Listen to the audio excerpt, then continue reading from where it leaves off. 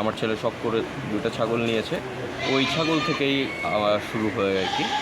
আর দুম্বারটা হচ্ছে আমরা যখন হলিডেতে যাই গাজীপুরে, ওইখানে গাজীপুরে দুম্বাগুলো ভালো লাগে, তাই আমি ওখান থেকে সংগ্রহ করি।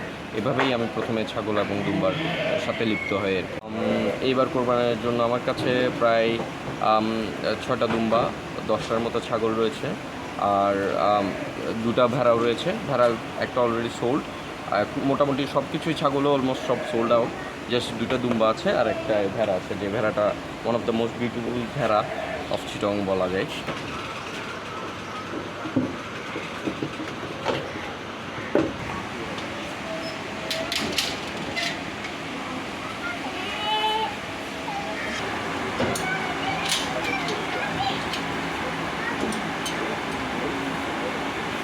2019 সালে কোরবানের সময় আমার ছেলে 2টা ছাগল নিতে চাই, তো আমি ওই অবস্থায় প্রথমে 2টা ছাগল কিনি। পরবর্তীতে ওই ছাগলগুলো আসলে এসে দেখি এগুলোর দাঁত হয় নাই। তো যেহেতু কোরবানের মানে পার্সপেক্টিভ হচ্ছে দাঁত হতে হবে, তো ওইটা দিয়ে নানা কথা বলাতে আমি আর ওইগুলো কোরবানির জন্য মানে ওগুলো কোরবানি করি না। তো এইটার দিয়েই আমার মাথায় আসলে চিন্তা আসলো যে মানে এটা করা যায়, কারণ আমি মানে 2টা ছাগল শুধু রাখলাম, কিছুদিন পরে নতুন একটা ছাগল অ্যাড হইলো আমার ফার্মে, বা আমার তখন তো জাস্ট বাসায় পালতাম। তো এর পরেই আমি আসলে এইভাবে শুরু করছি। তো পরবর্তীতে গিয়ে মানে আরও ছাগল আস্তে আস্তে যেগুলো দেখলাম যে সুন্দর সুন্দর ব্রিডের ছাগল আছে, যেগুলো আনকমন, বাংলাদেশে একটু রেয়ার এবং বাট ডিমান্ড আছে, ওগুলো আমি কালেক্ট করা শুরু করলাম। তো ওইভাবেই আস্তে আস্তে আস্তে আস্তে করে ফার্মটা আসলে আকার বড় হতে থাকে। সাধারণত আমি ছাড়া লড়ামতো একদম ছোটো কারো কাছে দুম্বা দেখি নেই সেরকম। এটা শুনতে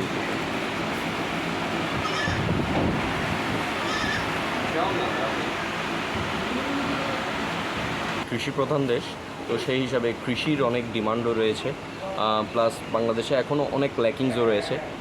বাংলাদেশের মানুষজন কৃষি কাজ করছে, বাট ওদের এনাফ নলেজ নাই। তো আমি বলবো যারা গভর্নমেন্ট যদি যারা গ্রামে গঞ্জে আছে ক্ষুদ্র কৃষক যারা, তাদেরকে যদি ট্রেনিং দেয়, তারা একটা ভালোভাবে যদি পশুপালন প্রক্রিয়াটা ওদেরকে যদি গাইডলাইনের মাধ্যমে প্রশিক্ষণের মাধ্যমে বুঝিয়ে দেয়, তাহলে ওরা বা বাংলাদেশের পুরো কৃষি যেটা মানে মাংস এবং ডেইরি ফ্যাটেনিং এবং ডেইরি সেক্টরটা তাহলে আরও অনেক ডেভেলপ করা যাবে। এই যে বাইরে থেকে পড়াশোনা করে হাইলি এডুকেটেড একটা ছেলে এসে কৃষিকাজ করছে, এটা আসলে কেউ অ্যাকসেপ্টেড না আর কি বাংলাদেশে। তো বাংলাদেশে আমি তো অন্যান্য লন্ডনে ছিলাম, অন্যান্য দেশেও গেছি, কোনো কাজকেই তারা ছোটো মনে করে না, কিন্তু বাংলাদেশের এই প্রসপেক্টটা একদম totally different from other countries, যে কৃষিকাজ করা যাবে না বা থার্ড লেভেল ওয়ার্ক করা যাবে না, এইগুলো আসলে উচিত না আর কি। এগুলো মানুষজন, আপনি যদি মানুষজনের কথাই আসলে মানে সাড়া দিয়ে বা মানুষজনের কথা শুনে আপনি যদি ডিমোটিভেটেড ফিল করেন, তাইলে আপনি এই বিজনেসে সাকসেস কখনোই হইতে পারবেন না। এটা পিকচার তুলতে খাওয়াবো এখানে আসো, তো এগুলো দিয়ে খাওয়াবো না, তুলে নিয়ে আসো। আমি নিজে বই পড়ছি 3-4টা, গুগল থেকে দেখে দেখে সব। কিন্তু বাংলাদেশে এখানে কেউ তো আসলে মেনটেন করে, বাংলাদেশে ছাগল পালন করে হার্ডলি 1জন বা 2জন হইতে পারে। যে ভাই দুজনটা দিয়ে দাও আমার থেকে দিয়ে দাও।